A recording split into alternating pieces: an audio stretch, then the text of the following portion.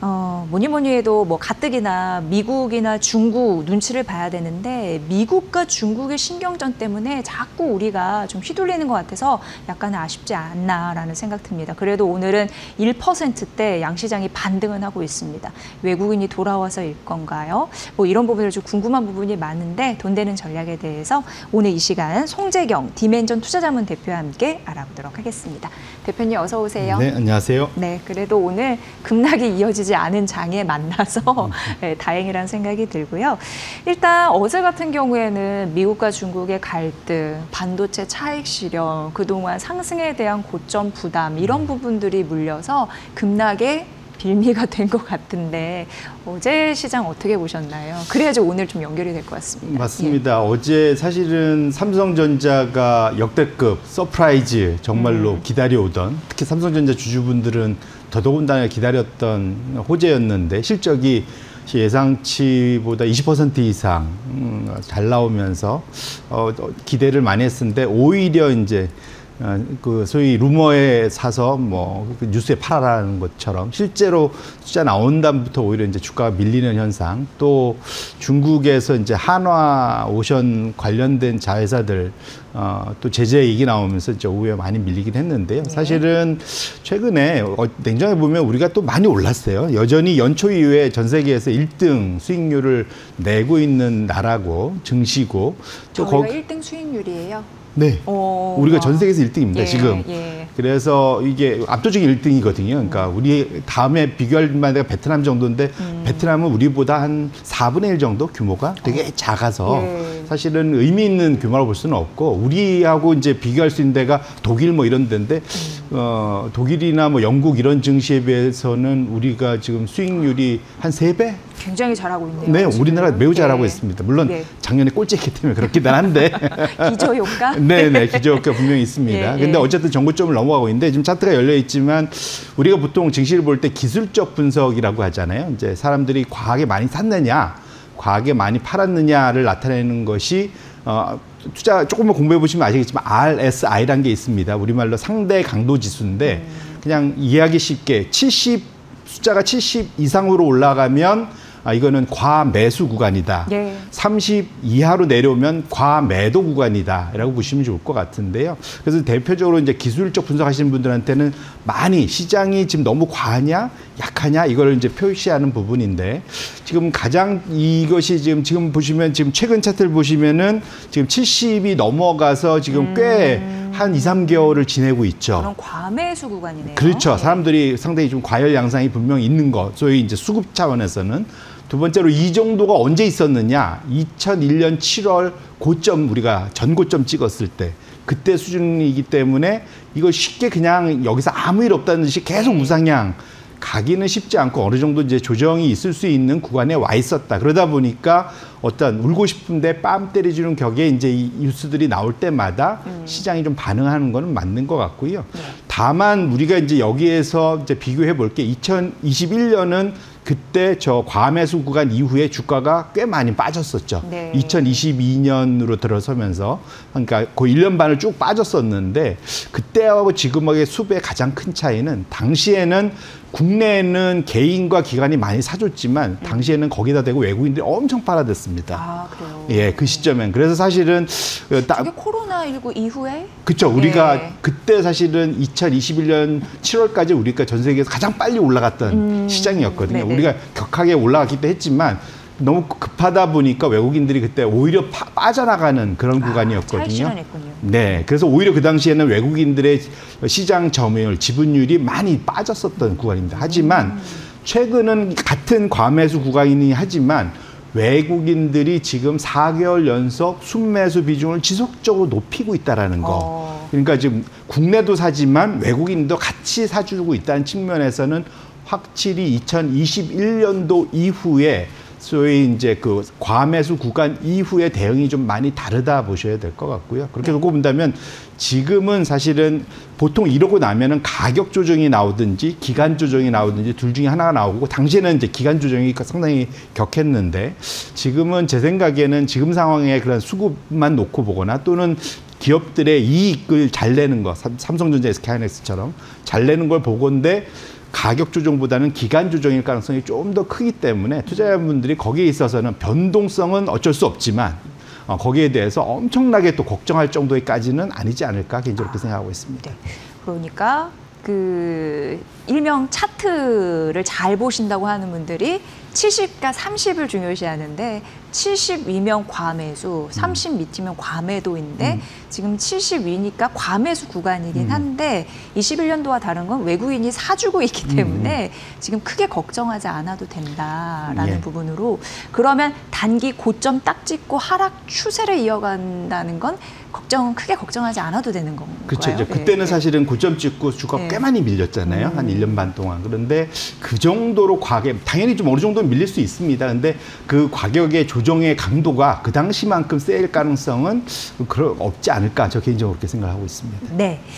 자, 그리고 어제부터 이제 대표님 만나서 이거 여쭤보고 싶었어요. 조선 마스가에 대한 위협을 지금 단기적으로 어쨌든 어제 하나오션이 한 7% 가깝게 급락한 이후에 오늘 속보 절반 가까이 이제 반등은 들어오고 있고 조선 그리고 조선 기자재 섹터 관련해서 좀 반등세 들어오고 있는데 워낙 중국이 미국과 우리나라가 손잡고 조선 협력하는 마스가에 대해서 노골적으로 불만을 예전부터 표시해 와서 괴롭히지 않을까 우려는 되거든요.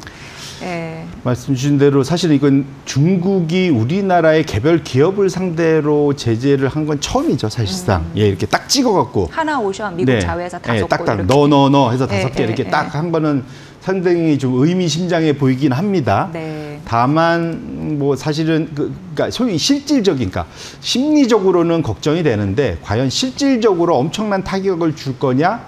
왜냐하면 그럴 가능성은 그러니까 타격이 대상이 그렇게 크지는 않거든요. 왜냐하면 우리가 타격을 입으려면 중국하고 뭔가 거래가 많았는데 그걸 뚝 끊는다 뭐 이러면 그럴 일이 있는데 사실은 그 하나의 그 5개 자회사 당장 오션도 중요하지만 나머지 회사들은 다 미국에서 미국과 거래하는 회사들이고 규모도 매우 작고 당장은 네. 그렇기 때문에 그 뭐 의미 있는 영향은 없고요.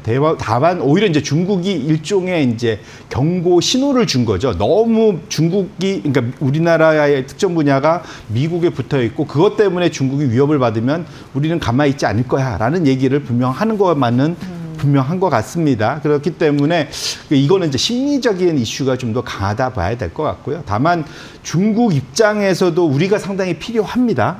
잘 아시겠지만, 공급망이 불안하다면서요, 그들이? 네네네네. 네. 뭐 그런 것도 있고 사실은 그러니까. 조선 분야가 중국이 어쨌거나 시장 전체 점유율로 놓고 보면 50%가 넘는 세계 1등, 우리나라가 30% 2등, 그 다음에 일본이 10에서 15% 3등, 뭐 이렇게 해서 전 세계를 거의 사실 중국과 우리나라가 거의 싹쓸이하고 있다 보셔야 될 것 같고, 이 미국이 제일 아킬레스건이 지금 이 하늘에서는 미국이 앞서 있는데 바다에서는 이 해군력이 완전히 지금 밀리고 있거든요. 네네네. 아시겠지만. 배의 소위 군함의 척수가 지금 상황이면 제가 알기로는 2배 이상 차이가 나는 걸로 그렇게 놓고 보면은 이 확실히 그 미국 입장에서는 좀 뭐랄까 아쉬움 너무너무 이게 안타까운 상황이고 중국에서는 잘 벌려놨는데 한국 때문에 쫓아온다 여기에 대한 부담감은 분명히 있을 것 같습니다. 그래서 오히려 역으로 거꾸로 말하면 이게 우리 입장에서는 그러니까 미국의 지금 역으로 지금 그 관세 협상을 앞두면서 너무 퍼주기식 너무 이렇게 아쉬운 소리 하면서 그러고 마스가를 낼 게 아니라 거꾸로 말하면 우리가 약간 이걸 정말로 우리의 그 확실한 협상력 카드로 활용할 수 있다는 네. 측면에서는 그걸 중국이 어찌 보면 증명해 준 건 거다라고 볼 수도 있습니다. 사실은 네. 그렇게 보면 우리가 미국한테 좀 뻑일 수도 있는 거죠. 사실은 중국이 이렇게 우리 하는 거 보면 너희들이 아쉬운 거야라고 얘기할 수 있기 때문에 오히려 그런 측면에서는 이거를 전화위복의 기호로 사용할 수 있을 것 같고요. 어제처럼 이제 단기간 뭐 심리적으로 주가 변동성은 있을지언정 이것 자체가 큰 문제가 되지 않을 거고 미중 갈등은 결론적으로 이거는 이제까지는 변수였는데 이제 상수로 놓으셔야 될 것 같아요. 앞으로 늘 있을 거고 이거는 설사 트럼프 정부에서 민주당 정부로 바뀐다 하더라도 그대로 기준은 유지될 가능성이 매우 높거든요. 그렇기 때문에 이런 말 있지 않습니까? 만성 질환은 완치의 영역이 아니라 관리의 영역이란 말이 있습니다. 좋은 표현. 예, 그래서 이건 이제 미중 갈등은 거의 만성 질환에 가깝기 때문에 우리 투자자분들도 일정 부분 그러려니 하시면서 관리하시는 영역으로 보실 필요가 있겠다 이렇게 말씀드립니다. 네. 우리가 막 휘청일 게 아니라 사실 그 중국 그 기준에 말씀해 주시면 지금 50% 그리고 우리가 30%인데 1등이 2등을 견제하는 거잖아요. 맞습니다. 그런 만큼 우리 너무 미국한테 쫄지 말고 당당하게 무역 협상 카드로 내세울 수 있는 자존심을 한번 생각해 봐야 된다. 역으로 맞습니다. 그런 말씀을 해 주셨습니다. 근데 이제 대표님 하루 자고 일어나면은 계속 이런 문제가 터질 것 같으니까 이제 상수다라고 말씀해 주셨잖아요. 자고 일어나서 새벽에 한 4시쯤에 이제 이슈가 또 나오는데 트럼프 대통령이 이제는 미국 대두 중국이 안 사주니까 식용유를 우리 자체적으로 만들기도 하니까 거기 거 안 쓰겠다라고 하면서 뭐 식용유가 얼마나 큰 그게 될지 모르겠으면 계속 신경전을 벌이고 있는데 이걸 좀 피해갈 수 있는 안전지대는 필요한데 뭐 그런 게 있을까 싶기도 하고. 그래서 사실은 네. 시장에서 안전지대로 딱 그 택일한 거는 딱 하나죠. 네. 한 글자입니다. 금입니다. 금. 그 역시 안전 자산으로 역할. 네. 사실은 이제까지 안전자산을 우리가 그 대체로 봤던 게 달러. 네. 그러니까 달러 표시 그래서 미국 국채였죠. 뭐 이런 것들에 투자도 많이 했었고 실제로 아니면 이제 새롭게 이제 부상한 것이 그러니까 디지털 골드라고 불리는 차세대 금이라고 하는 이제 비트코인 뭐 네. 이런 것들도 있었는데 최근 들어서 보시면은 연초에도 보면은 미국 S&P 500보다도 금이 훨씬 더 많이 올랐어요. 지금 그리고 역대급으로 지금 50% 넘었잖아요. 4,000 예, 지금 4,200 찍고 예. 지금 또 뭐 움직이고 있는데 예. 은은 더 올랐습니다. 그러니까 금과 은이 올라가고 있는데 지금 그래서 월가에서는 최근 2, 3개월 동안 새롭게 대두되고 있는 용어가 있는데 소위 디베이스먼트 트레이드라는 네. 표현이 있습니다. 그러니까 이 우리 표현으로 하면 가치 하락 거래, 평가 절하 거래. 이게 이제 이게 그 유래가 어디서 나온 거냐면 아주 옛날부터 거슬러서 로마 시대 네로 황제 뭐 이럴 때부터 나왔던 말입니다. 그래요. 오래된 역사가 있네요. 이게 무슨 말이냐면 그 네. 당시에는 금화 은화로 거래를 했을 거잖아요. 네. 근데 금화 은화로 하는데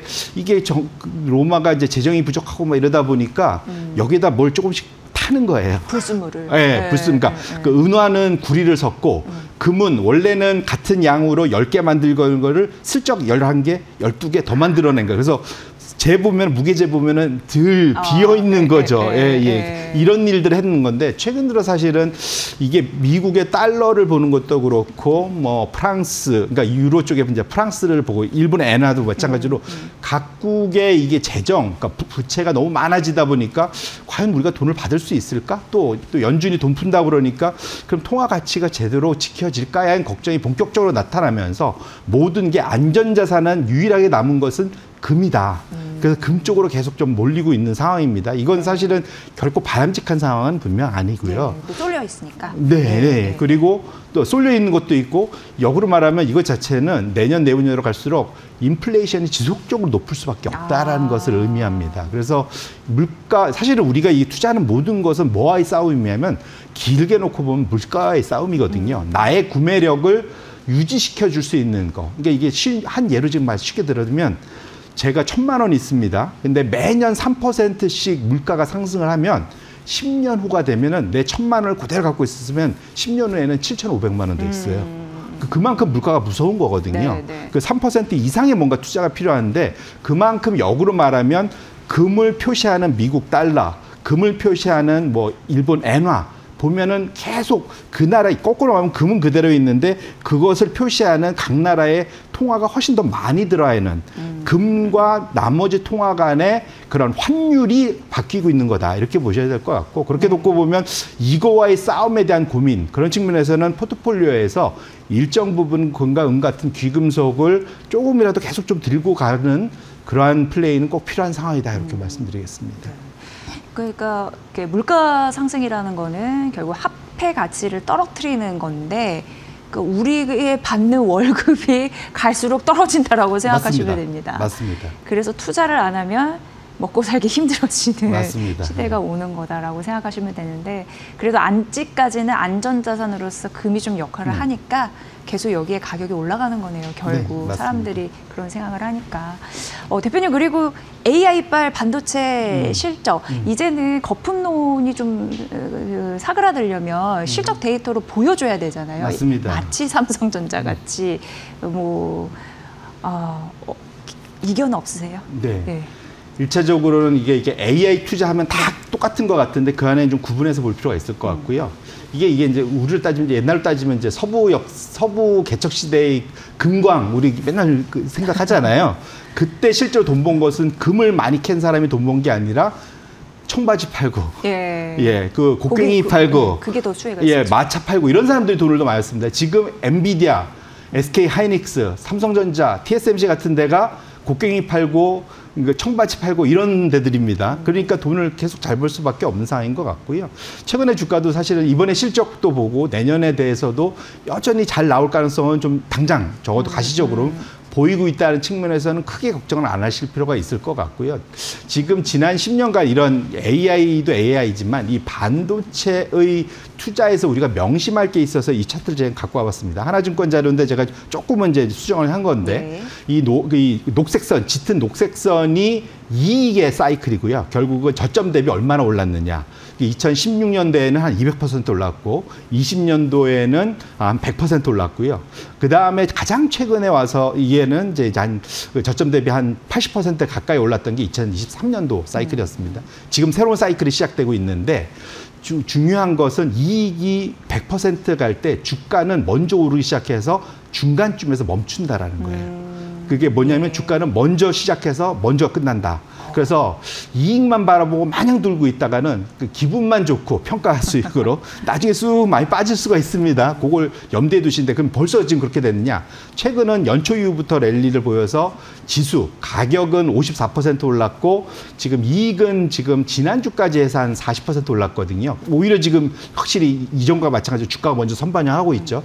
근데 본격적으로 지금 소위 추정치들을 올리고 있잖아요. 예, 가장 빠른 건 내년도를 한 46조 보고 있다가 지금 56조 뭐 이런 식으로 급격하게 올리고 있는 상황이라서 10조나 올렸어요? 10조는 이제 본격적인 낸들은 그렇게 지금 올리고 있습니다. 그래서 이제 시작이다. 그래서 어제는 숫자만 나온 거고 컨퍼런스 콜이 이제 한 20일 안에 다 있을 거잖아요. 그때 조금 더 애널리스트들이 과감하게 이익 추정치를 올릴 겁니다. 그 사이에는 변동성이 좀 일부 있겠지만 이 추정치와 함께 주가는 좀 더 갈 수 있다. 다만 이익 추정치가 100% 200% 간다고 그것이 주가가 다 따라가지 않는다. 중간에 먼저 꺾인다는 것을 명심하면서 플레이해야지 내가 평가익으로 본 거를 실현 차익으로 가져갈 수 있다는 것을 좀 명심할 필요가 있겠다 말씀드립니다. 네, 중요한 거네요. 네.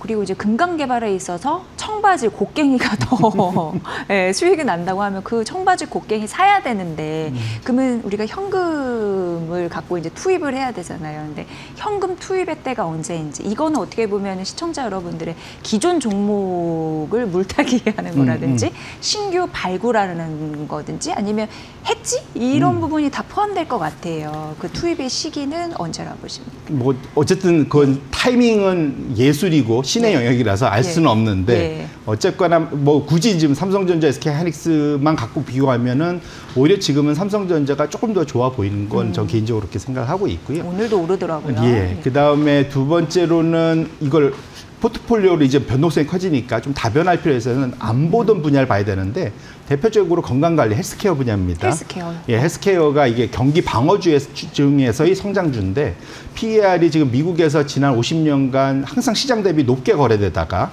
지금은 처음으로 올해 들어서는 AI 너무 시장이 편중돼 있고 트럼프가 너무 구박하다 보니까 지금 디스카운트, 마이너스 20% 디스카운트로 거래되고 있어요. 그래서 많이 낮아졌네요. 정말로 많이 싸졌습니다. 근데 그냥 싼 게 비슷하길 수 있잖아요.